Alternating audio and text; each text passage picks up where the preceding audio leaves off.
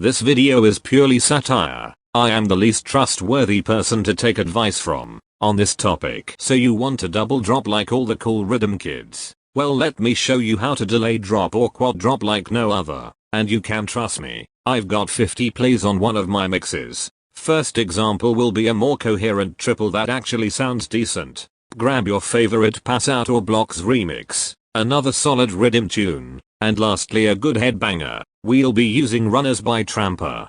Notice that these two Riddim tunes are at the Chad BPM of 140 while Runners is at the Beta BPM of 72.5. We will adjust them accordingly. If we bring the two 140 BPM songs up to 145, now they will all be playing at essentially the same BPM. Something about halftime or some shit. Anyway, the key to any good double drop is to keep all the songs in key, and to make sure you adjust the levels to avoid clashes in the lows, mids, or highs. But fuck that. You're a Riddim DJ. Keep all the EQs maxed out. The mixer has a limiter for a reason. Understanding the structure of each song is also important. Most songs work in increments of 8 or 16 bars. For example, both of these songs have an 8-bar intro that lead into an 8-bar build-up, whereas this Tramper tune has a fucking eternal intro. I can't even count high enough to know how many bars there are.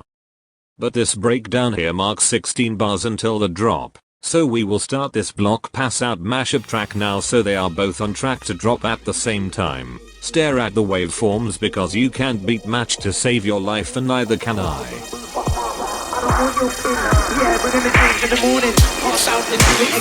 8 bars in, now time to start the Planet Void mashup which I had quit at its respective build up. So now all 3 tracks are in synchronization so they will all drop at the same time.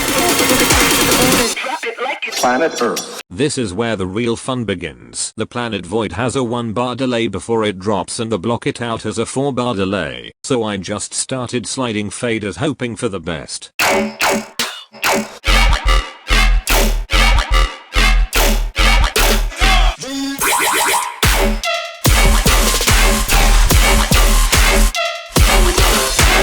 While you're staring at the waveforms, you'll notice songs have little noises or fills of some kind. It's a good idea to solo certain tracks out to add some flair. The Runner snare mixed with the fucking plucky thing here sound really cool and can change the flow of the drop. You will also notice the constant blinking red light near the master signal indicator. I'm not too sure what it means, but I figure it means recording, so I keep that shit on. Next is how to delay drop. Knowing the 16, 8, or 4-bar structures of the songs is most important here. If you took 420 Riddim tracks all with 8-bar delay drops like this, you could have played an entire set without playing a single drop. All you have to do is start songs at the right time, and load up tracks really fucking quickly.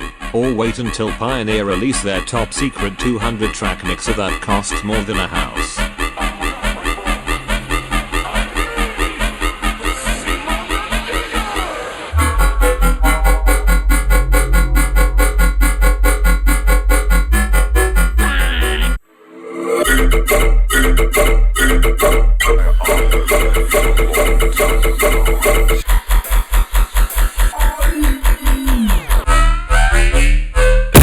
Here we've got Lockdown by God himself, and some guy with an elephant fetish, a few of my favorite tunes by I.D, and Sandwich with No Crust or something. I can't even read the titles of this shit past my vape cloud. Lockdown has a 4-bar delay. Yes, Outblocks and Brass Knuckle both have a 2-bar delay, and Tech has a 1-bar delay. So not an example of the longest delay you could do, but YouTube to MP3 was down. So these were the only songs I had. Again, make sure to stare at the waveforms and find spots where it could be cool to slide the faders.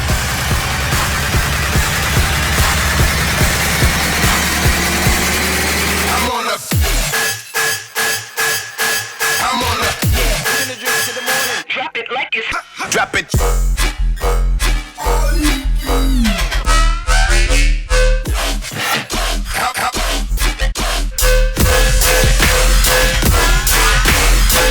Lastly, quad drops. The next step in the evolution of any Riddim DJ. Find 4 songs, slide the faders for a bar or 2 and bam, you've got a quad. If you're worried the quad won't sound good, don't. There are simply too many songs for the listener to realize. And besides, they will be too busy commenting fucking fire. Here is a perfectly EQ'd example.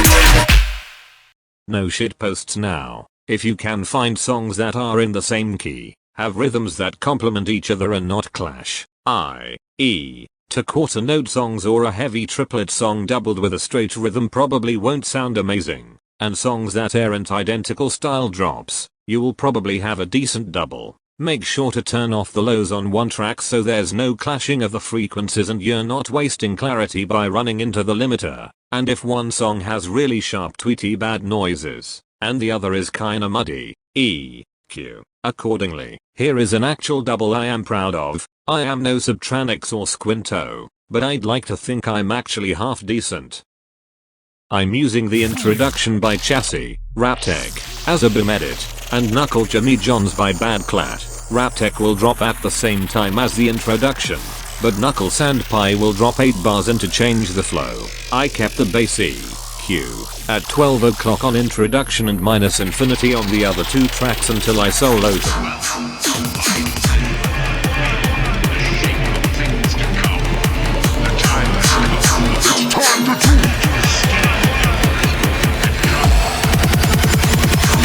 Let's get started. President. Is that it?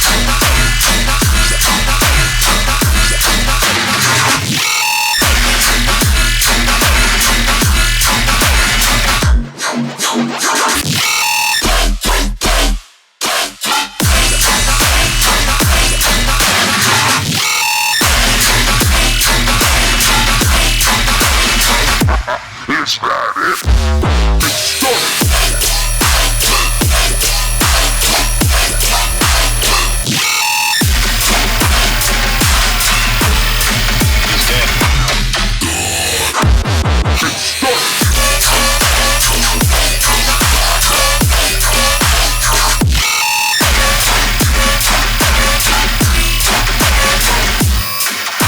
Thanks for watching.